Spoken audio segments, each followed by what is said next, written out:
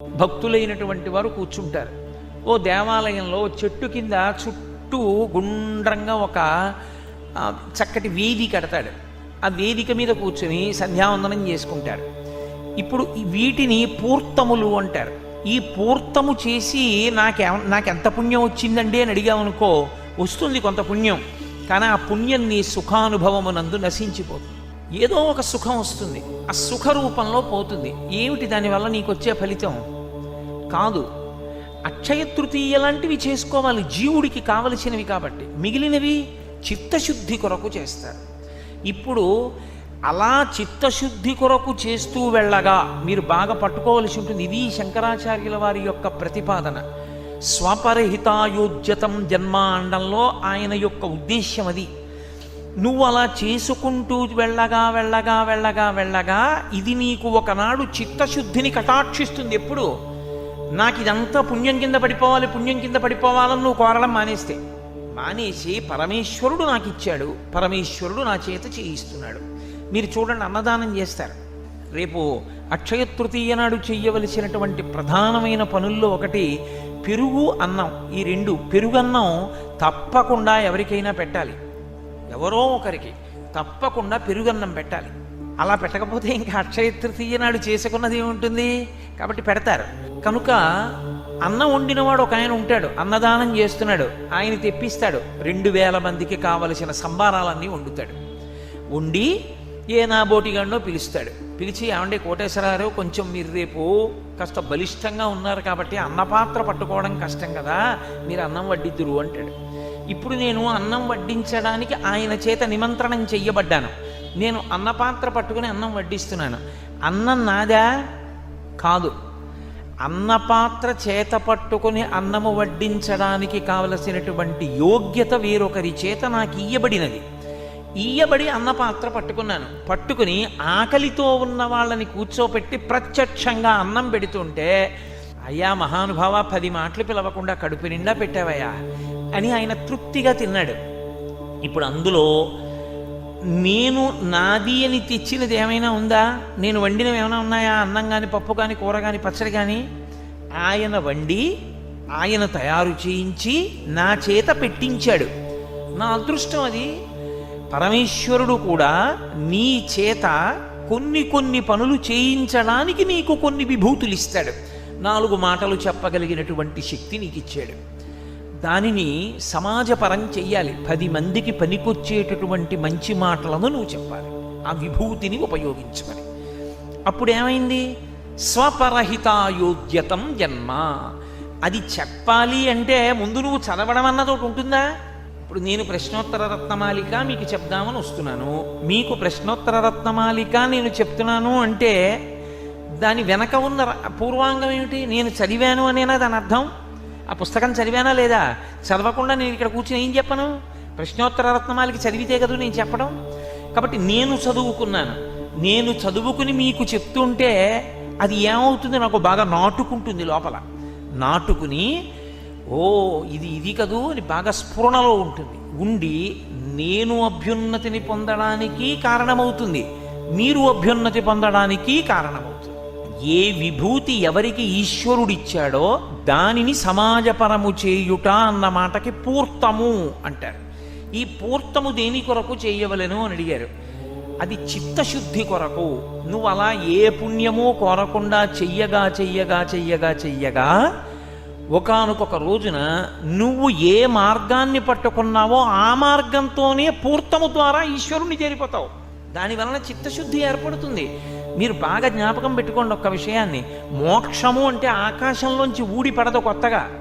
మోక్షము అన్న మాటకు అర్థం ఏమిటో తెలుసా? మన యథార్థ స్థితి మోక్షమే. కానీ అది మనకి తెలియకుండా పోయింది. అది తెలిసేటట్టు చెయ్యడమే మోక్షము. పాత్రకి మీరు కొత్తగా మెరుగు తేవట్లేదు, మెరుగుకి అడ్డుపడినటువంటి ధూళిని తీసేస్తున్నారు. కాస్త చింతపండు అట్టుకుని తోముతున్నారు. మెరుగు తెస్తున్నారా? మెరుగుకు అడ్డుపడినటువంటి ధూళిని తీసేశారా? ఇప్పుడు ఆ కల్మషం పోయింది. కల్మషం పోతే అది మెరుస్తూ ఉండిపోయింది. మీరు కొత్తగా మెరుపు తాలేదు, దాని మెరుపుకు అడ్డొచ్చిన దాన్ని తొలగించారు. మోక్షమునకు అడ్డేది జీవభావన, ఆ జీవభావన తొలగించారు.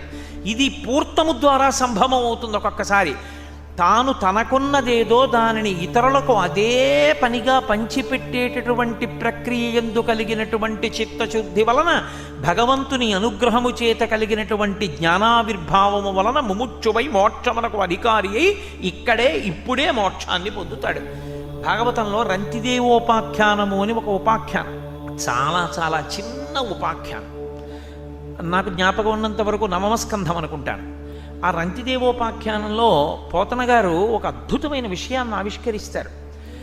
రంతిదేవుడు ఏం చేస్తూ ఉంటాడు అంటే, తన కొరకు అని ఏది ఉంచుకోడు ఆయన మహారాజు. ఆయన ఎప్పుడూ ప్రజలకి ఏదో ఒకటి చేస్తూ ఉంటాడు, దానం చేస్తూ ఉంటాడు. ఒకానొకప్పుడు గొప్ప కరువు వచ్చింది, ఆయన తన దగ్గర అని ఏమీ ఉంచుకోలేదు, అందరికీ ఇచ్చేసాడు. ఇప్పుడు తనకి తినడానికి లేదు.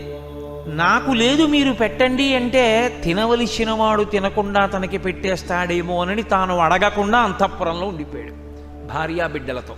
48 రోజులైపోయి తాగటానికి మంచి నీళ్లు కూడా లేవు. లేక మనిషి వరడైపోయాడు. అయిపోయి ఇక శరీరము పడిపోవడానికి సిద్ధపడుతోంది. దేవతలు పరీక్షించారు, ఇప్పుడు చిత్తశుద్ధి కలిగినదా? ఇన్నాళ్ళు చేస్తూ వచ్చాను నన్ను ఆదుకున్నవాడెవరని కానీ, ఇన్నాళ్ళు చేస్తూ వచ్చాను దీని వలన నాకు పెట్టినవాడెవరని కానీ అంటాడా చూద్దాం. లేదా ఇంత తీవ్ర స్థితిలో ఉన్నాడు కాబట్టి ఇప్పుడు పెట్టడం మానేసి దాచుకుంటాడా చూద్దాం. ఇప్పుడు వచ్చారు దేవతలు. వచ్చి ఎవరో ఒకరి రూపంలో వచ్చారు. వచ్చి ఇంత పాయసం, నెయ్యి, మంచినీళ్లు పట్టుకొచ్చి ఇచ్చారు. ఎంతో సంతోషంగా ఆయన భార్యాబిడ్డల్ని కూర్చోబెట్టుకొని ఆ నెయ్యి పాయసంలో వేసుకుని తినబోతున్నాడు. ఎవరో బ్రాహ్మణుడు వచ్చాడు. అయ్యా ఆకలితో ఉన్నాను నాకు పెట్టవయ్యా అన్నాడు. ఆ పాయసంలోనూ నీతిలోనూ సగాన్ని బ్రాహ్మణునికి ఇచ్చాడు. మళ్ళీ తినబోతున్నాడు. ఎవరో శూద్రుడు వచ్చాడు. మళ్ళీ అందులో కొంత భాగం ఇచ్చేశాడు. ఇక తనకి తినడానికి ఏం లేదు, మంచినీళ్ళున్నాయి, చాలు ఈ మంచినీళ్లు తాగుతాను. నాకు మంచినీళ్లు మిగిలే, అది మిగలలేదని బాధపడలేదు. అమ్మా ఆకలి అనేటటువంటి దాని విలువ తెలిసిన నాకు అంత ఆకలితో వచ్చిన వాడికి మళ్ళీ పెట్టగలిగిన భాగ్యం కలిగిందని సంతోషించాడు. ఇప్పుడు ఆఖరణ ఉండిపోయిన మంచినీళ్లు తాగబోతున్నాడు. ఎక్కడి నుంచో చాలా అధమాధమమైన స్థితిలో ఉన్నటువంటి ఒక వ్యక్తి వచ్చాడు. వచ్చి అయ్యా నాకు ఏమైనా పెట్టవయ్యా, ప్రాణాలు కడంటిపోతున్నాయన్నాడు. ఆయన అన్నాడు, రంతిదేవుడు అన్నము లేదు, కొన్ని మధురాంబువులున్నవి త్రావమన్నా రావన్నా, ఎల్ల శరీరధారులకు ఆపద కలిగిన వారి ఆపదలు తొలగించి మేలు చేయుట కంటే ఒండు సుఖమున్నదే, నాకు దిక్కు పురుషోత్తముడొక్కడి సొమ్ము పుల్కసా. ఆ మంచినీళ్ళు ఇచ్చి అతను గడగడ గడగడ తాగేస్తుంటే ఆ నీళ్ళన్నీ పొంగిపోయి అన్నాడు, అన్నము లేదు. తను ఏం పెట్టలేకపోయానో చెప్పాడు. నేను నీళ్ళు ఇస్తున్నానయా, నేను తాగకుండా అనలేదు. అన్నము లేదు నాయన, నీకు అన్నం పెట్టలేను, కొన్ని మధురాంబువులు ఉన్నవి, కొన్ని తీయటి నీళ్లు ఉన్నాయి, ఇవి తాగు. అది పూర్తమునందు ఆయన అంత స్థితిని పొందేశాడు. పొందేసి ఇదిగో ఇవి ఇస్తాను, ఈ నీళ్లు తాగేసాయి, ఈ నీళ్లు తాగు. శరీరధారులకు కష్టము కలిగినప్పుడు ఆ కష్టాన్ని తీర్చడం కన్నా అన్యమైన గొప్పతనం ఉంటుందయా లోకంలో, అంతకన్నా మేలు ఉంటుందయా, తాగు అని నీళ్ళు ఇచ్చాడు. గడగడ గడగడ నీళ్లు తాగాడు. తాను విపరీతమైన దాహంతో ఉన్నప్పుడు మంచినీళ్ళు ఇవ్వడం అంత తేలికైన విషయం కాదు.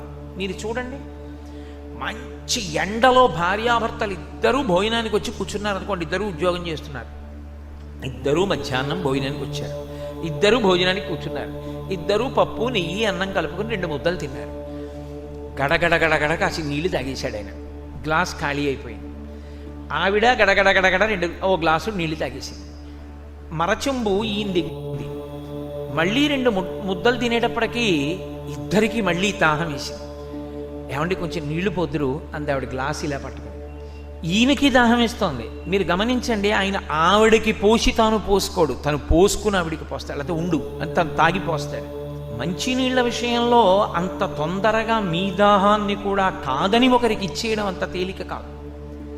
కానీ ఇచ్చేశాడు మహానుభావుడు. దానివలన ఆయనకి చిత్తశుద్ధి అలా ఏర్పడిపోయింది. పైగా అన్నాడు, నాకు దిక్కు పురుషోత్తముడొక్కడే సొమ్ము పుల్కసా, నాకు శ్రీ మహావిష్ణువు ఒక్కడే దిక్కయా అన్నాడు. అంతే. దేవతలు నిజస్వరూపంతో ప్రకాశించారు. ప్రకాశించి ఆ రంతిదేవుణ్ణి ఈశ్వరుని యందు కలిసిపోయేటటువంటి అదృష్టాన్ని కటాక్షించారు. అంటే పూర్తము చిత్తశుద్ధి కొరకైనప్పుడు అది తన యొక్క ఇతరుల యొక్క హితమునకు పనికొస్తుంది. దాన్ని పుణ్యము అన్న మాటతో మీరు సంకుచితత్వానికి తీసుకొచ్చారనుకోండి, అనుభవమునందు పోతుంది. ఇది శంకరాచార్యుల వారి యొక్క ఉద్దేశం. వారు జ్ఞానమార్గాచార్యులు. అందుకని వారు ఏది చెప్పినా ఆత్మోద్ధరణము కొరకు ప్రతిపాదన చేస్తారు. కాబట్టి నీ కొరకు ఇతరుల కొరకు ఇద్దరి యొక్క అభ్యున్నతి కొరకు ఉద్యమించినటువంటి వాని జన్మ ఏది ఉన్నదో ఆ జన్మ కిం మనుజేషు ఇష్టతమం అన్నప్పుడు జవాబైనది.